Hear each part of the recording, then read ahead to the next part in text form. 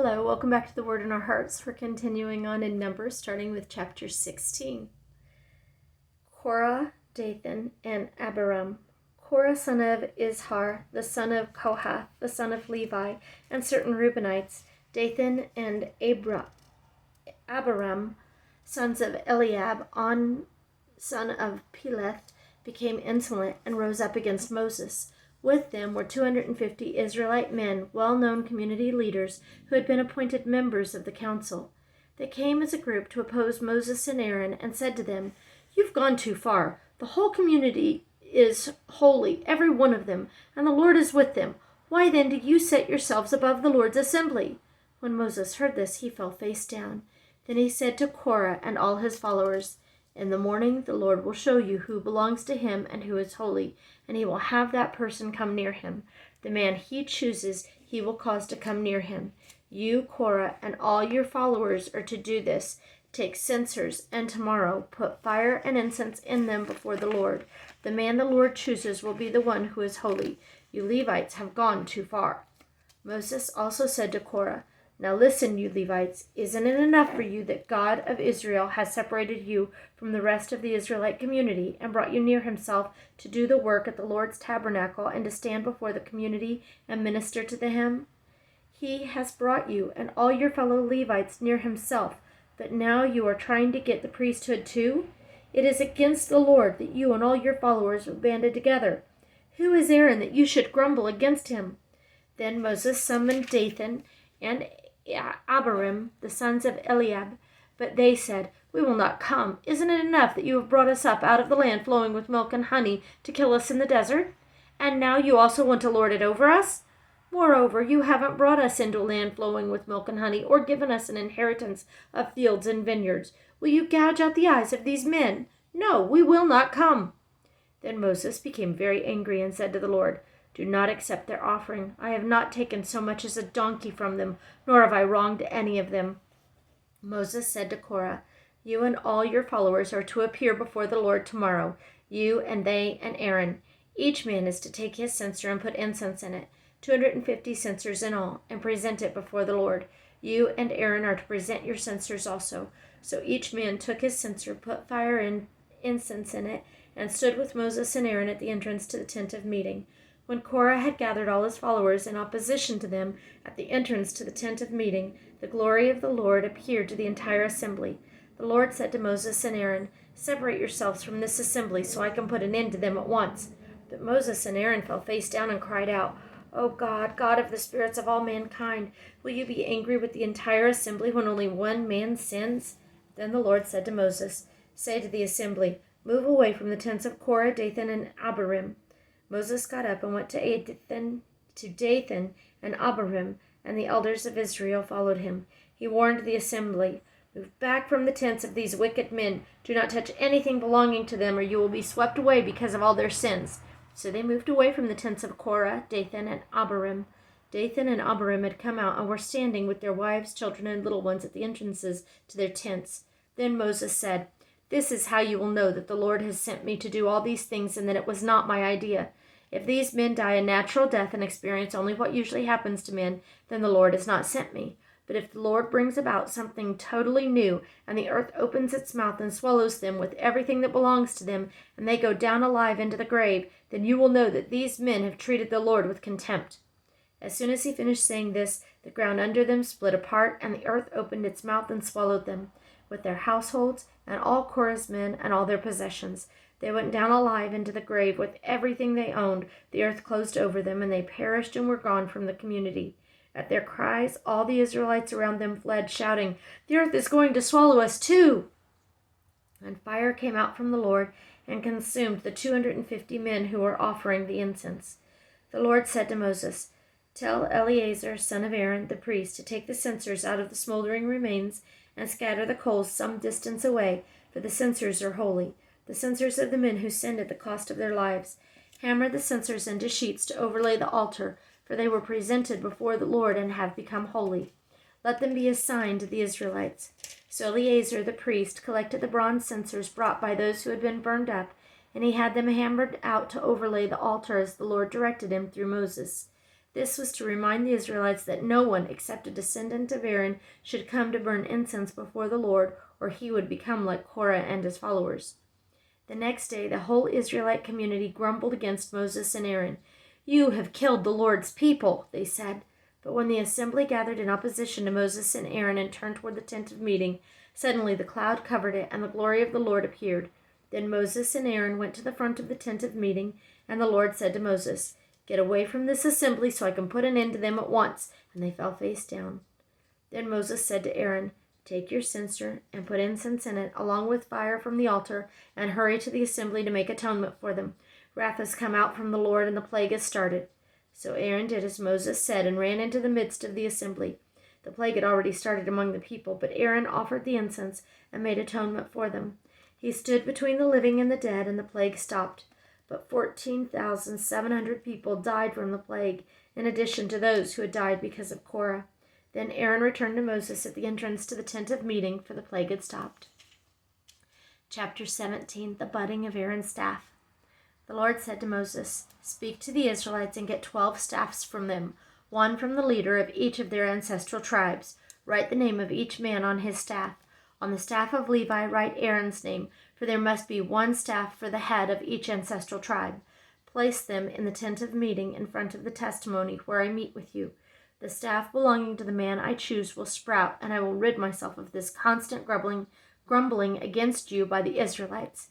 So Moses spoke to the Israelites, and their leaders gave him 12 staffs, one for the leader of each of their ancestral tribes, and Aaron's staff was among them. Moses placed the staffs before the Lord in the tent of testimony. The next day Moses entered the tent of testimony and saw that Aaron's staff, which represented the house of Levi, had not only sprouted, but had budded, blossomed, and produced almonds. Then Moses brought out all the staffs from the Lord's presence to all the Israelites. They looked at them, and each man took his own staff. The Lord said to Moses, "Put back Aaron's staff in front of the testimony to be kept as a sign to the rebellious. This will put an end to their grumbling against me, so that they will not die." Moses did just as the Lord commanded him.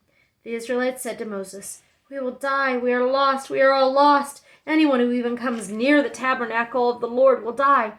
Are we all going to die?" Chapter 18. Duties of priests and Levites. The Lord said to Aaron, "Your sons and your father's family are to bear the responsibility for offenses against the sanctuary, and you and your sons alone are to bear the responsibility for offenses against the priesthood. Bring your fellow Levites from your ancestral tribe to join you and assist you when you and your sons minister before the tent of the testimony. They are to be responsible to you and are to perform all the duties of the tent, but they must not go near the furnishings of the sanctuary or the altar, or both they and you will die. They are to join you and be responsible for the care of the tent of meeting, all the work at the tent, and no one else may come near where you are. You are to be responsible for the care of the sanctuary and the altar, so that wrath will not fall on the Israelites again. I myself have selected your fellow Levites from among the Israelites as a gift to you, dedicated to the Lord to do the work at the tent of meeting. But only you and your sons may serve as priests in connection with everything at the altar and inside the curtain. I am giving you the service of the priesthood as a gift. Anyone else who comes near the sanctuary must be put to death." Offerings for priests and Levites. Then the Lord said to Aaron, "I myself have put you in charge of the offering presented to me. All the holy offerings the Israelites give me, I give to you and your sons as your portion and regular share. You are to have the part of the most holy offerings that is kept from the fire. From all the gifts they bring me are as most holy offerings, whether grain or sin or guilt offerings. That part belongs to you and your sons. Eat it as something most holy.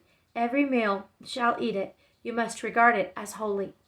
This also is yours. Whatever is set aside from the gifts of all the wave offerings of the Israelites, I give this to you and your sons and daughters as your regular share.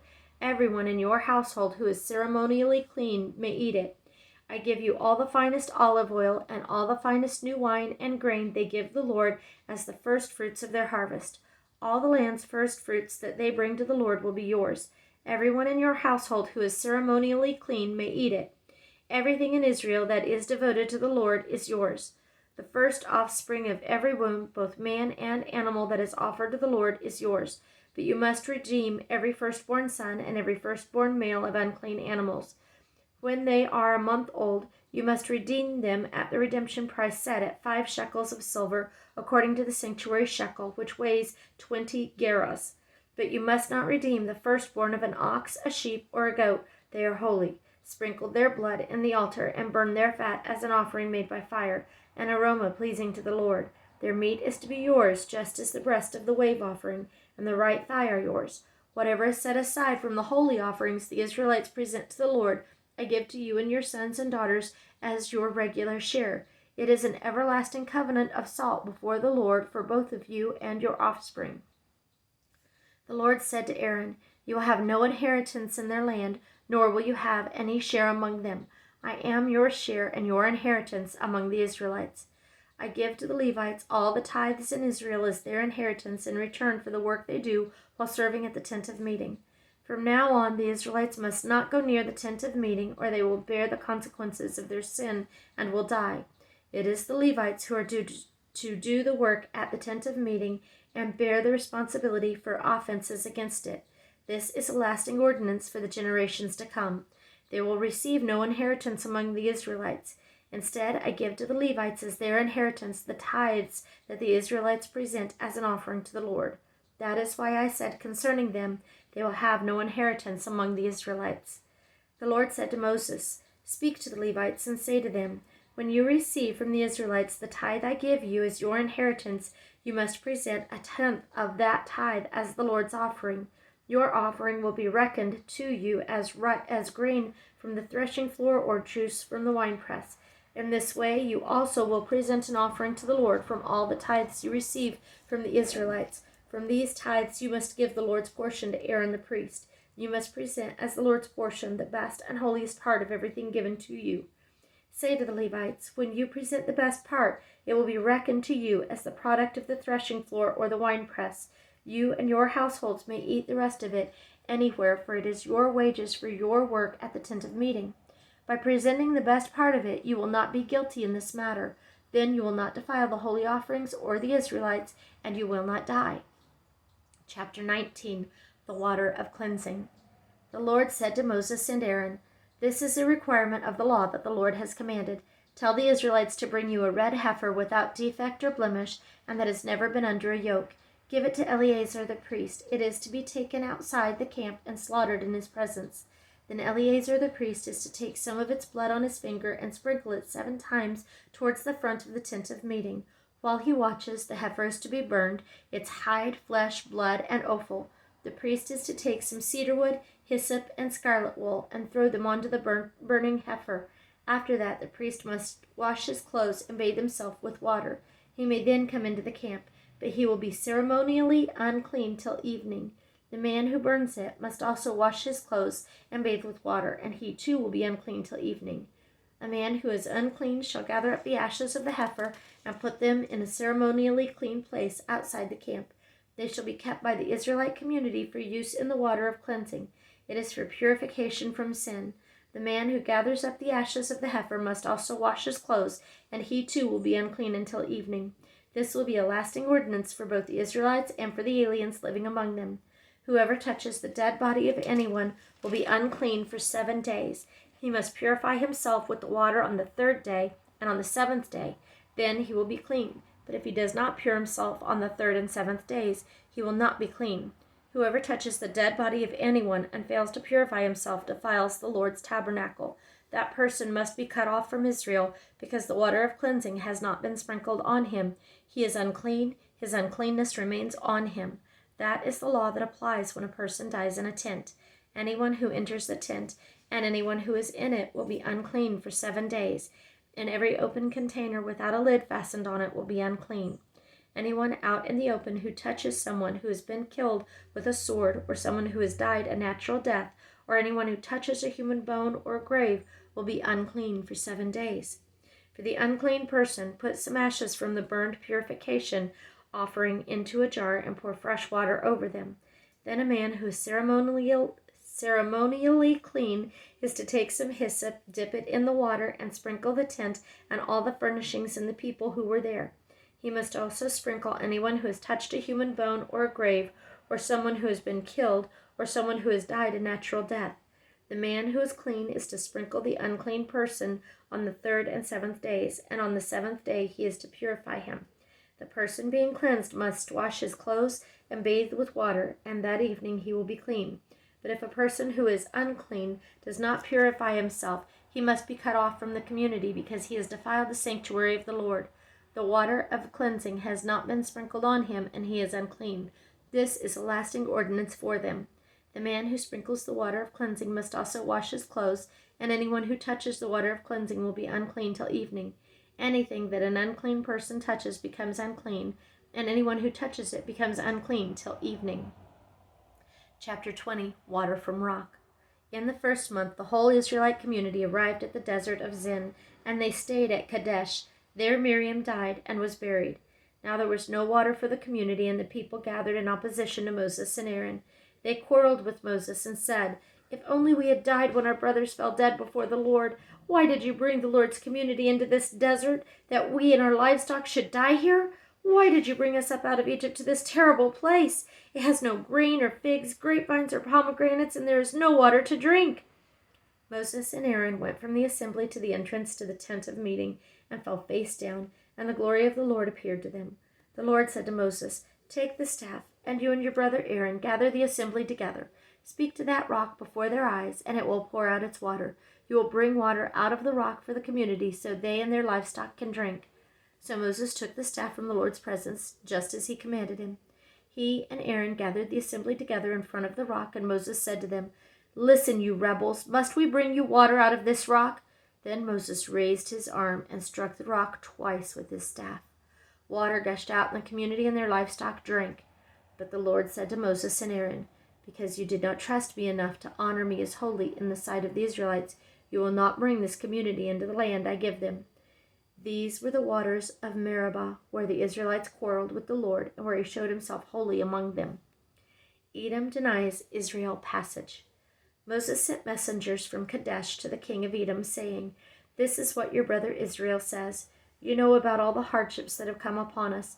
Our forefathers went down into Egypt, and we lived there many years. The Egyptians mistreated us and our fathers, but when we cried out to the Lord, he heard our cry and sent an angel and brought us out of Egypt. Now we are here at Kadesh, a town on the edge of your territory. Please let us pass through your country. We will not go through any field or vineyard or drink water from any well. We will travel along the king's highway and not turn to the right or to the left until we have passed through your territory." But Edom answered, "You may not pass through here. If you try, we will march out and attack you with the sword." The Israelites replied, "We will go along the main road, and if we or our livestock drink any of your water, we will pay for it. We only want to pass through on foot, nothing else." Again they answered, "You may not pass through." Then Edom came out against them with a large and powerful army. Since Edom refused to let them go through their territory, Israel turned away from them. The death of Aaron. The whole Israelite community set out from Kadesh and came to Mount Hor.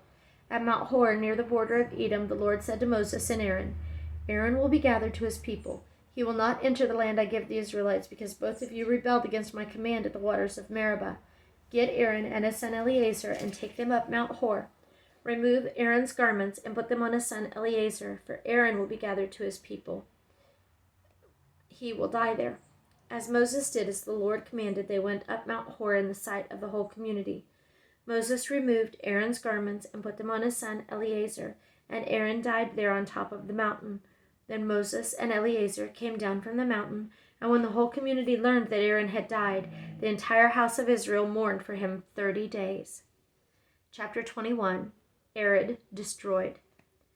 When the Canaanite king of Arad, who lived in the Negev, heard that Israel was coming along the road to Atharim, he attacked the Israelites and captured some of them. Then Israel made this vow to the Lord: "If you will deliver these people into our hands, we will totally destroy their cities." The Lord listened to Israel's plea and gave the Canaanites over to them. They completely destroyed them and their towns, so the place was named Hormah. The bronze snake. They traveled from Mount Hor along the route to the Red Sea to go around Edom. But the people grew impatient on the way. They spoke against God and against Moses and said, "Why have you brought us up out of Egypt to die in the desert? There is no bread, there is no water, and we detest this miserable food." Then the Lord sent venomous snakes among them. They bit the people, and many Israelites died. The people came to Moses and said, We sinned when we spoke against the Lord and against you. Pray that the Lord will take the snakes away from us." So Moses prayed for the people. The Lord said to Moses, "Make a snake and put it up on a pole. Anyone who is bitten can look at it and live." So Moses made a bronze snake and put it up on a pole. Then when anyone was bitten by a snake and looked at the bronze snake, he lived. The journey to Moab. The Israelites moved on and camped at Oboth. Then they set out from Oboth and camped at Abarim in the desert that faces Moab toward the sunrise. From there they moved on and camped in the Zered Valley. They set out from there and camped alongside the Arnon, which is in the desert extending into Amorite territory. The Arnon is the border of Moab, between Moab and the Amorites. That is why the book of the wars of the Lord says, "Waheb and Suphah and the ravines, the Arnon and the slopes of the ravines, that lead to the site of Ar, and lie among the border of Moab." From there they continued on to Beer, the well where the Lord said to Moses, "Gather the people together, and I will give them water." Then Israel sang this song: "Spring up, O well, sing about it, about the well that the princes dug, that the nobles of the people sank, the nobles with scepters and staffs." Then they went from the desert to Matan, from Matan to Nahalil, from Nahalil to Bamoth, and from Bamoth to the valley of Moab, where the top of Pisgah overlooks the wasteland. Defeat of Sihon and Og. Israel sent messengers to say to Sihon, king of the Amorites, "Let us pass through your country. We will not turn aside into any field or vineyard or drink water from any well. We will travel along the king's highway until we have passed through your territory." But Sihon would not let Israel pass through his territory. He mustered his entire army and marched out into the desert against Israel. When he reached Jahaz, he fought with Israel. Israel, however, put him to the sword and took over his land from the Arnon to the Jabbok, but only as far as the Ammonites, because the border was fortified. Israel captured all the cities of the Amorites and occupied them, including Heshbon and all its surrounding settlements. Heshbon was the city of Sihon, king of the Amorites, who had fought against the former king of Moab and had taken from him all his land as far as the Arnon. That is why the poets say, "Come to Heshbon and let it be rebuilt. Let Sihon's city be restored." Fire went out from Heshbon, a blaze from the city of Sihon. It consumed Ar of Moab, the citizens of Arnon's heights. Woe to you, O Moab! You are destroyed, O people of Chemosh. He has given up his sons as fugitives and his daughters as captives to Sihon, king of the Amorites. But we have overthrown them. Heshbon is destroyed all the way to Dibon. We have demolished them as far as Nophah, which extends to Medeba. So Israel settled in the land of the Amorites. After Moses had sent spies to Jazer, the Israelites captured its surrounding settlements and drove out the Amorites who were there. Then they turned and went up along the road toward Bashan. And Og, king of Bashan, and his whole army marched out to meet them in battle in Edrei. The Lord said to Moses, "Do not be afraid of him, for I have handed him over to you with his whole army and his land. Do to him what you did to Sihon, king of the Amorites, who reigned in Heshbon." So they struck him down, together with his sons and his whole army, leaving them no survivors, and they took possession of his land. Thank you for listening.